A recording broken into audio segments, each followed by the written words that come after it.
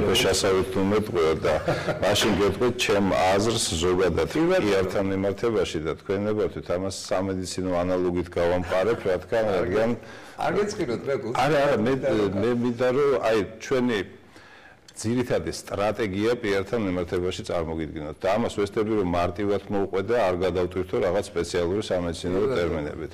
Რომ წარმოვიდგინოთ, ძალიან ზუსტი ანალოგია არის PR-ს ზოგადად საზოგადოებასთან ურთიერთობას და HR-ში ჟანგბადის რაოდენობას შორის. ისევე როგორც ჟანგბადის რაოდენობა აუცილებელია, ამის გარეშე ვერ იარსებებს უბრალოდ ვერანაირი სტრუქტურა და კონცენტრაცია ჟანგბადის უნდა იყოს შერჩეული ისეთი, რომ უზრუნველყოს ოპტიმალური ფუნქციონირება.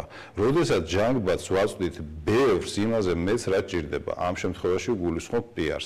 მე გეტყვით სამ სიმპტომს და ფიქრობ, რომ გენიშნებათ ძალიან ეს სიმპტომები.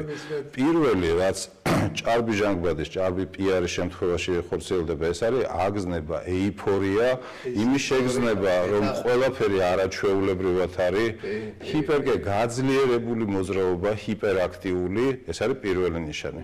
მეორე ნიშანი არის მხედველობის დარღვევა, გვირაბისებრი მხედველობა, როდესაც მხედველობის ველი შევიწროებული გაქვს და ხედავ მარტო იმას, რისი დანახვაც გინდა. მე მგონი ესეც გენიშნათ, ხო?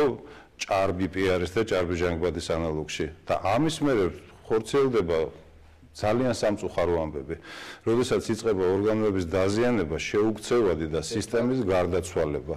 ამიტომ ჩვენ PR-ს, ანუ ჟანგბადს ვიყენებთ ზუსტად იმ მოსულობით, რომ უზრუნველყოს სისტემის ეფექტური მუშაობა, მაგრამ წლების განმავლობაში საზოგადოება შეჩვეული იყო ჭარბ ჟანგბადს და უბრალოდ ჯანდაცვის სამინისტრო გაფრთხილებთ, რომ ჭარბი ჟანგბადი და PR-ი მავნებელია თქვენი ჯანმრთელობისთვის.